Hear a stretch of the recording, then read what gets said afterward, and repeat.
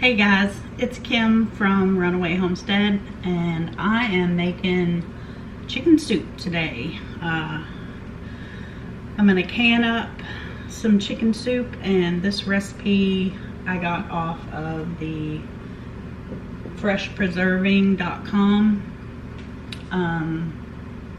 It's a ball recipe, and so I already got my vegetables prepped. I don't know if y'all have checked out this website, but it is very helpful and it's a lot of good information, but there's a lot of good ball recipes on here, and so I'm gonna try one. I actually have already tried one. I'm gonna try another one. I made their basil garlic tomato sauce, and it turned out really good. So I'm gonna make this homemade chicken soup for the pressure canner.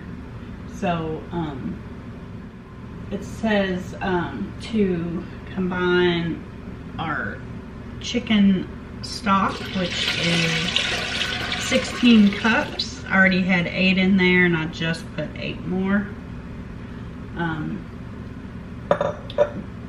3 cups of diced chicken, which I've already diced up.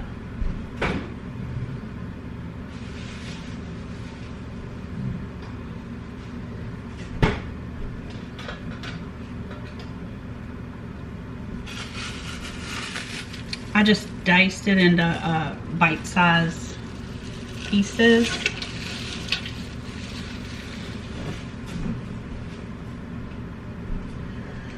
And then, what's next? Celery, carrots, and onion.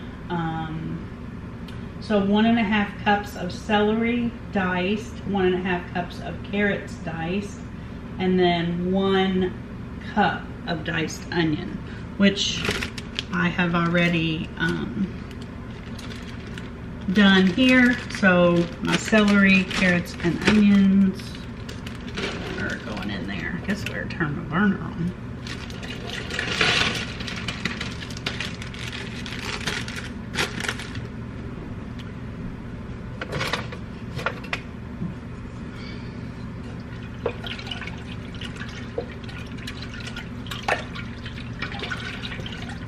I have my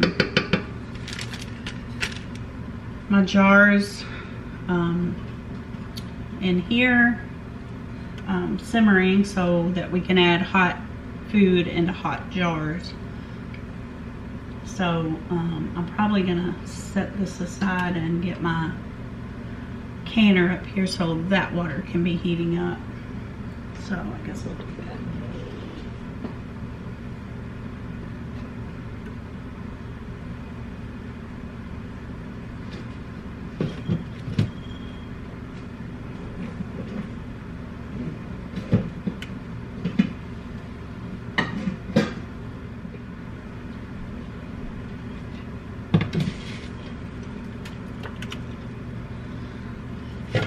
That water can start heating up.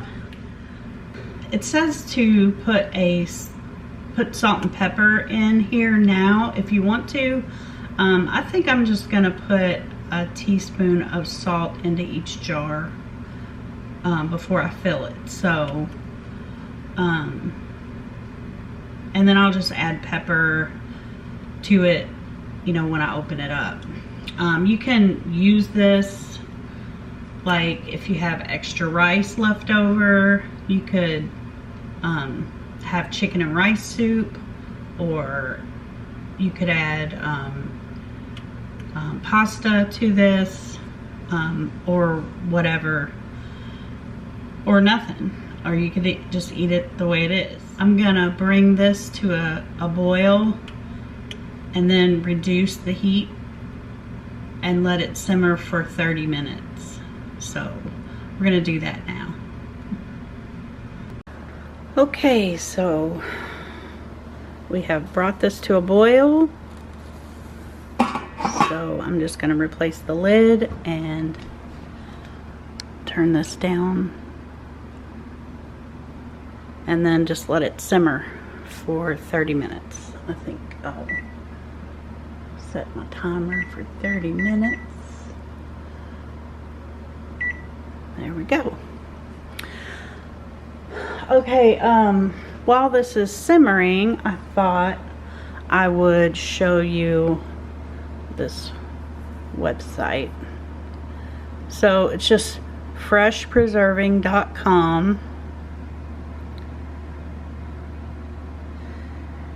and the recipes, there's like beverages, butters, dressings, fruits, jams, jellies, low sugar or no sugar, marmalades, meat and seafood, no cook, other, pickles and relishes, salsas and chutneys, sauces, soups, vegetables, and a pectin calculator. But there's all kinds of information on here, and the recipe that I'm doing is under soups, and it is right here.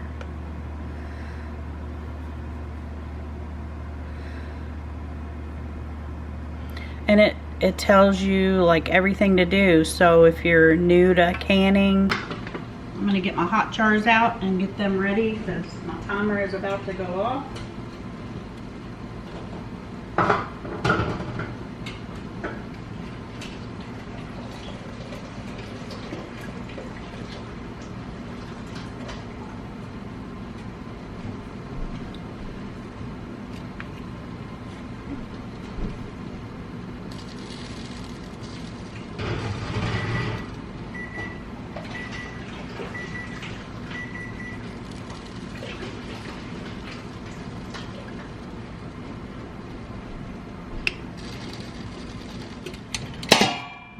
We're gonna get our 1 teaspoon of salt in each jar.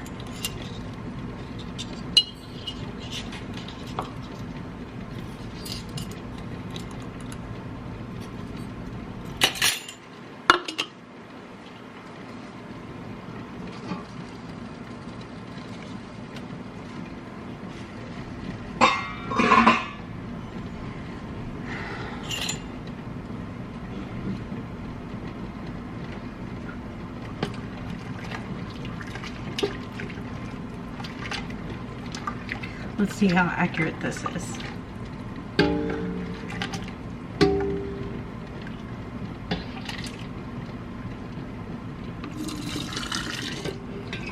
So with soup, I guess you want close to the same ratio of meat and vegetables in there as opposed to the liquid.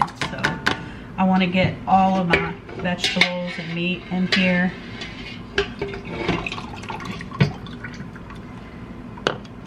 And then we'll top it off with the remaining liquid.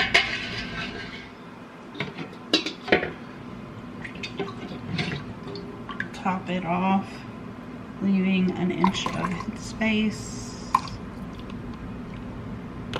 on each one. Well, I've got probably a ½ an inch of liquid left in here, which is pretty good. I'd rather have a little bit more than not enough. So, all right, we're gonna get our towel. So we use a paper towel. And since we have meat in here, I want to use a little bit of vinegar on my cloth to wipe the rims, just because meat can be greasy and I'm not the neatest.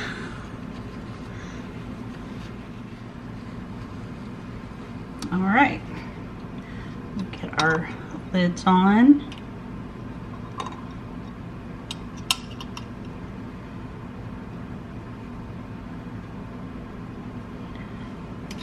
And a ring. That's good and hot, so let's add our hot jars.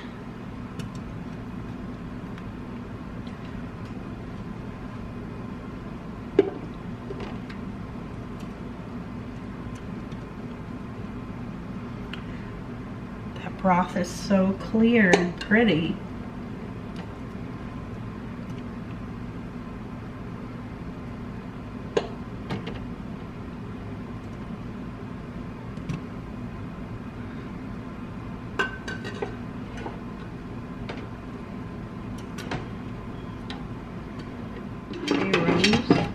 Line them up and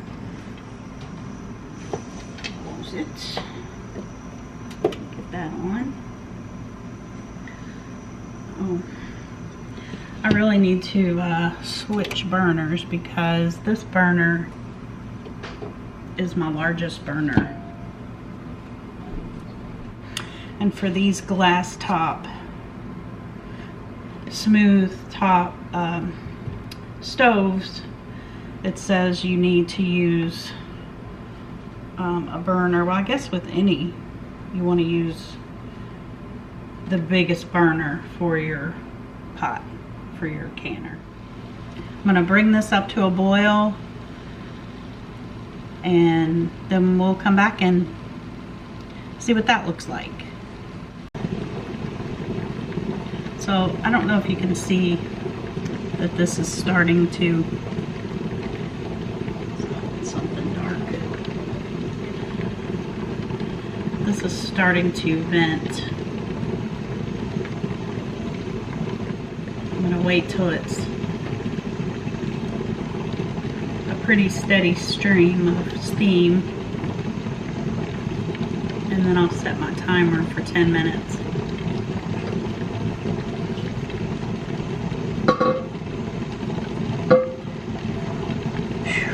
Got so much going on. As you can see, my table is a wreck. I'm in the process of cleaning and organizing my pantries. Alright, I think that's a pretty good steady stream. So I'm going to start my canner or my timer for 10 minutes. You can see steam coming out of the vent pipe. My little air vent here is showing that there's pressure in the canner.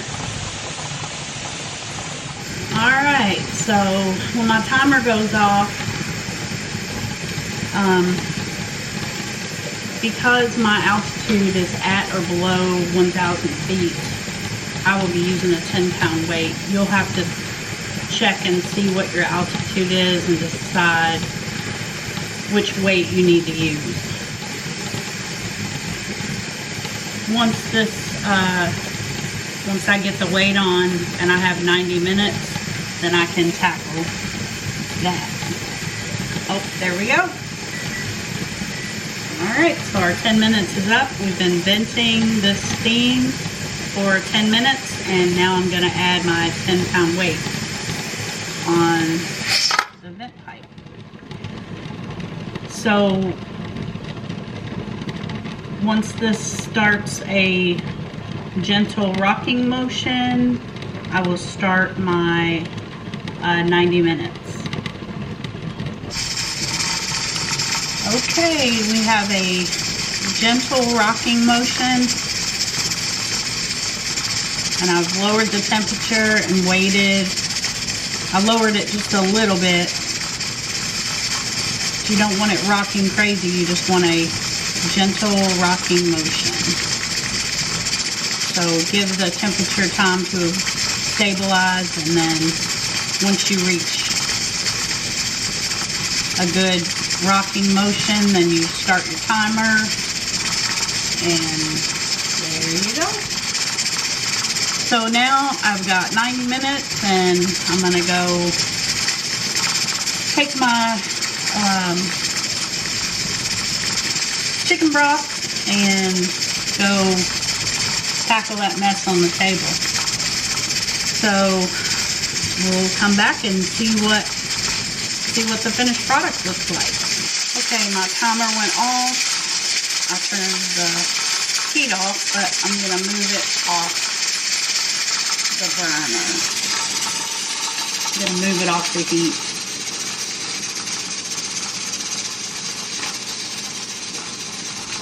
I'm going to wait till all the pressure is gone, and I will know that when this drops. Okay, here is the finished product. To be completely honest with you, this is a couple weeks later. It got really late on me that night and I didn't finish videoing, so anyway, since then I have had one of these for lunch with some pasta added to it. It's very good. The color of that broth is absolutely gorgeous. And I didn't even get my table cleaned off that night, but I got it cleaned off the next day. So as you can see, my table is cleaned off and the pantries are put back together. So I just wanted to show you what this looked like. I would say that if you like your chicken a little more chunky, that maybe you make them a little bit bigger. I ended up with some of the chicken kind of like shredded a little bit, and then I don't know if you can see, but there are some chunks still in there, but I like it like this, so this is how I'll do it. Anyway, I hope you all check out that website, and maybe you'll find something that you want to make from there. Yeah, if you're new to canning, that website is awesome. And if you're like me and you've been canning for a couple of years, you know, just to see that you're doing things right gives you a little peace of mind. So y'all, thanks for watching, and we'll see you on the next video. Bye.